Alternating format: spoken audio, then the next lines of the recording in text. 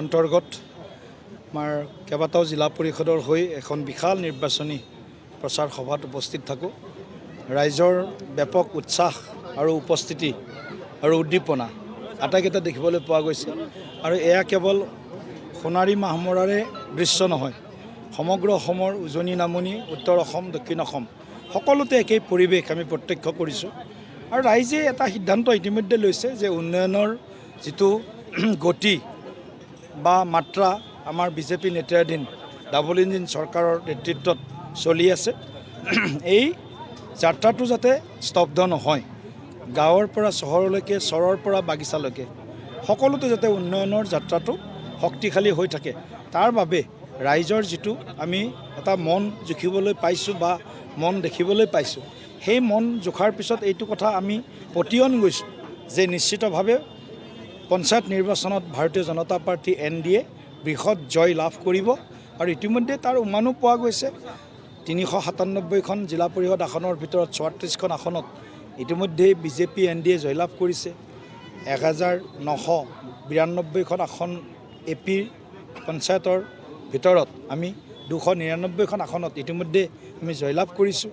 গতিকে গোটেই বিষয়টো এতিয়া প্ৰায় পৰিষ্কাৰ হৈছে। আৰু ৰাইজৰ যিটো বা বিশেষকৈ আমাৰ গ্ৰাম্যাঞ্চলৰ ৰাইজৰ যিটো মন, সেই মনটো সঁচাকৈ আমি খুব এটা পবিত্ৰ মনেৰে তেওঁলোকে আমাৰ পৰা তেওঁলোকে এটা আশা কৰিছে যে চৰকাৰখনে ভাল কাম কৰি আছে, গতিকে পঞ্চায়তৰ জৰিয়তেও এওঁলোকেও ভাল কাম কৰিব, সেই আশাৰে তেওঁলোকে হয়তো বাট চাই আছে 2 মে তাৰিখৰ ভোট দিবৰ কাৰণে। গতিকে অগপ বিজেপি অগপ NDA মিত্ৰজোঁটে আমি এই নিৰ্বাচনত একেবাৰে তৃণমূল পৰ্যায়ত মিত্ৰতাৰে আমি অৱতীৰ্ণ হৈছোঁ। আৰু নিশ্চিতভাৱে এই নিৰ্বাচনত আমি অগপ বিজেপি অগপ বা সন্মিলিত গণশক্তি বা ৰাভা হাছং যৌথ মঞ্চ একেলগে আমি নিৰ্বাচনত আমি ৰাইজৰ ব্যাপক এটা আমি আশীৰ্বাদ বা সমৰ্থন লাভ কৰিবৰ কাৰণে আমি সক্ষম হ'ম। আপুনি 26ৰ কথা কৈ নিৰ্বাচন খেলিব আৰু নিশ্চিতভাৱে আমাৰ মিত্ৰতা 26লৈকে থাকিব। যিখিনি আমাক কেন্দ্ৰীয় নেতৃত্ব কৈ আছে, NDA হিচাপে আমি সৰ্বভাৰততে, কেৱল অসমত বুলি নহয়, NDA হিচাপে সৰ্বভাৰতীয় পৰ্যায়ত আমাৰ যিটো মিত্ৰতা সেইটো অটুট ৰাখিব বিচাৰিছোঁ। NDAৰ মিত্ৰ দলৰ আনকি সংখ্যাও পাৰিলে কোনোবা যদি আমাৰ লগত আহিব খোজে, আমাৰ দুৱাৰ আমি খোলা ৰাখিছোঁ। গতিকে এনেধৰণৰ গোটেই কথাবিলাক আছে সমাগত। ইয়াৰ সন্মুখত আৰু কেইবাটাও নিৰ্বাচন আছে অসমত। PTC নিৰ্বাচন আছে, বড়োলেণ্ড টেৰিটৰিয়েল কাউন্সিলৰ, তাৰপিছত মিচিং অট'নমাছ কাউন্সিলৰ নিৰ্বাচন আছে, সোণোৱাল কছাৰী অট'নমাছ কাউন্সিলৰ নিৰ্বাচন আছে, আমাৰ শিলচৰ মিউনিচিপাল কৰ্পৰেশ্যনৰ নিৰ্বাচন আছে, ইত্যাদি বিভিন্ন নিৰ্বাচন আছে। গতিকে সকলো নিৰ্বাচনত আমি খুব সমশক্তিৰে আৰু প্ৰয়াসেৰে এই নিৰ্বাচনবিলাকত আমি দেহেকেহে আমি লাগি যাওঁ আৰু তাৰ ফলত আমি পাবলৈ সক্ষম হওঁ।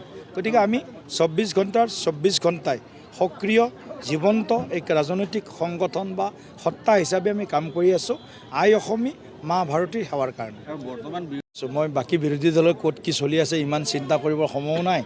আৰু জেইচা কৰ্ণী এচা ভৰণী, যোনে যি কৰিছিল তাৰ ফল পাব, যোনে যি কৰি আছে তাৰো ফল পাই আছে। গতিকে এইটো যিটো বিশ্বাস আমাৰ সমাজৰ, যে ভাল কাম কৰিলে ভাল ফল পায়। আৰু কংগ্ৰেছে বহুত পাপ কৰি গৈছে, অসমখনক বহু বছৰ পিছুৱাই থৈ গৈছে।